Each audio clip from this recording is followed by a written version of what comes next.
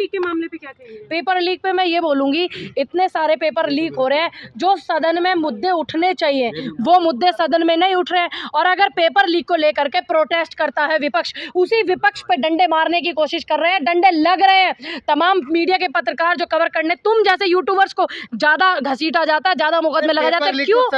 क्योंकि पहले क्यों मुद्दा है ये? मेरे से मुद्दे पे सवाल करें, छोड़िए, मैं आपके बात का सवाल का जवाब देना जरूरी नहीं समझ रही हूँ। पेपर लीक पर इतने मुद्दे उठे, इतने लोगों ने प्रोटेस्ट किया, इतने लोगों ने प्रोटेस्ट करने के बावजूद भी, प्रोटेस्ट में जो होना चाहिए, प्रोटेस्ट करना एक लीगल आपका अधिकार है, चाहे वो आप नेट के एग्जाम। पेपर लीक नहीं, देखिए मैंने कब कहा कि नहीं होते थे, लेकिन पेपर लीक होने के बाद में समस्या का समाधान होता था और इस कदर नहीं होता था जितना अब हो रहा है। अगर कहीं चूक हो जाती थी तो सरकार उस पर तंज कसती थी और फिर दोबारा नौजवानों को मौका देती थी, पेपर कराती थी, निष्पक्ष पेपर कराती थी, ताकि युवा ने जो पढ़ाई की है, जिस भी फील्ड में की है, वो आगे जा करके अपने उस फील्ड में स्थापित हो जाए, अपना घरस्थ जीवन चलाए। ठीक, अब ये कंटिन्यू चल रही है, सरकार भी तो वही कर रही है। देखिए सरकार में कार्रवाई तो देखिए, जो तुम्हारे मीडिया के इंचार्ज होते हैं वही पेपर लीक करा देते हैं, जो तुम्हारे सोशल मीडिया के वो होते हैं वो यूनिवर्सिटी में, बनारस यूनिवर्सिटी में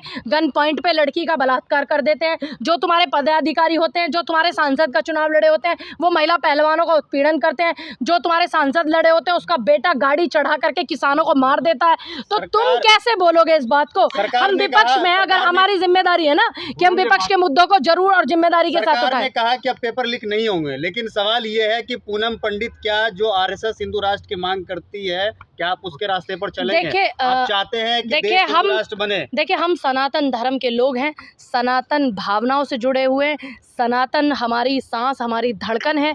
सनातन धर्म को आगे बढ़ाना, उसका वर्चस्व पैदा करना और सनातन धर्म का प्रचार प्रसार करना हमारा कर्तव्य है और हमारा सबसे पहला धर्म है। देखिए, आप हिंदू राष्ट्र करते रहिए, मैं सनातन धर्म और राम राज की जो है नियम चाहती हूँ और वही कानून चाहती हूँ। तो मतलब संविधान बदलना चाहते हैं? बिल्कुल नहीं, किसने कहा संविधान बदलिए? किसने कहा? बिल्कुल भी नहीं। देखिए, हर जगह किसने कहा कि हर जगह? किसने कहा हर जगह? मैंने तो नहीं कहा। आप फ्लैशबैक में जाइए। अरे राम के पदों पर, पक्षों पर चलने लग जाओगे तो बलात्कार ही नहीं होंगे। राम के नियतों पर चलने लग जाओगे, गरीबों को समझने लग जाओगे, गरीबों की आवाज उठाने लग जाओगे, तो अपने आप ही सनातन धर्म का प्रचार होगा। ने जो जय हिंदू राष्ट्र कहा है, पूनम पंडित जय हिंदू राष्ट्र कहेगी? देखिए, मैं हिंदू के उसको ज्यादा नहीं जानती हूँ, ना मैंने हिंदू को पढ़ा है, मैंने सनातन धर्म को पढ़ा है। मैं सनातन धर्म के बारे में आप मुझसे पूछ सकते हैं, जो भी आप मेरे से। देखिए, आप मुझसे सनातन धर्म का प्रचार प्रसार कराएंगे या मुझसे बोलेंगे सनातन धर्म के विषय में, तो मैं सनातन धर्म क्यों नहीं करना? क्या सनातन धर्म का प्रचार करना गलत है? संसद एक ऐसी व्यवस्था है, सदन एक ऐसी व्यवस्था है जो संविधान के नियमों से चलती है, तो वहाँ पर संविधान का पालन होना चाहिए। संविधान में तो नहीं है ना हिंदू राष्ट्र। देखिए, अब मैंने आपको क्या बोला, संविधान में नहीं है तो इसका मतलब नहीं होना चाहिए। भाई, संविधान के नियमों पर चलना नहीं होना चाहिए। देखिए, मेरे हिसाब से नहीं, संविधान के हिसाब से। हम अपने हिसाब को मानने वाले कौन है? ये देश जो है संतों की भूमि है, धर्म का प्रचार संतों से होता है, सनातन धर्म का प्रचार संतों से होता है, लेकिन इस देश की जो व्यवस्थाएं हैं वो संविधान से चलती है, तो वो संविधान से चलनी चाहिए।